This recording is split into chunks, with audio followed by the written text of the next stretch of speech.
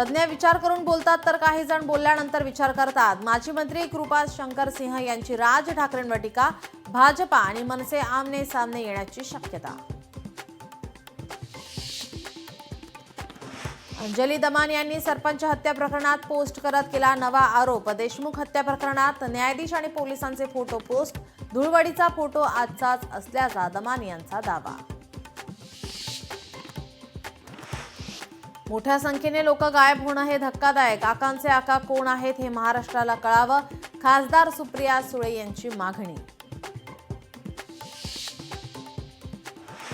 पुण्यात गायक हनी सिंगच्या कार्यक्रमात तुफान राडा। चाहत्यांची मोठी गर्दी। पोलिसांचा गर्दीवर लाठीचार्ज।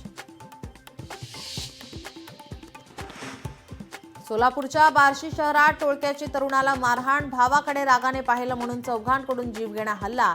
घटना सीसीटीव्हीमध्ये चित्रित। नाशिकमध्ये आदिवासी तरुणांना बेदम मारहाण। दारूच्या हातभट्टीसाठी लाकडं नेत असल्याच्या संशयातून मारहाण। राज्य उत्पादन शुल्कचे अधिकारी कर्मचाऱ्यांनी मारहाण केल्याचा आरोप।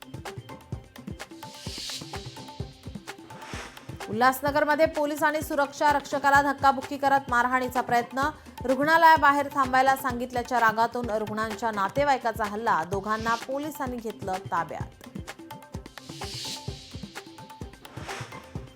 दूध आजपासून 2 रुपयांनी महागलं। पुण्यातील कात्रज दूध संघातील बैठकीत निर्णय। सामान्यांचं बजेट कोलमडणार।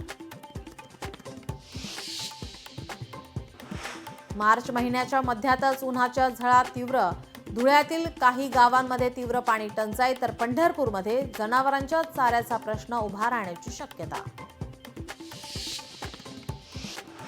जळगाव सुवर्ण नगरीत सोनं 90,000च्या पार। ऐन लग्नसराईत ग्राहकांचं बजेट कोलमडलंय। ट्रम्प सरकारच्या आर्थिक धोरणांचा परिणाम जागतिक सोन्याच्या बाजारावर।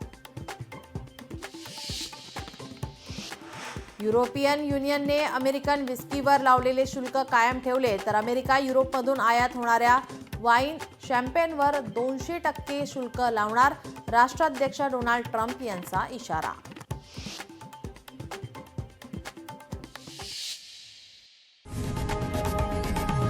लोकशाही मराठी ऐका, पहा, जागरूक रहा।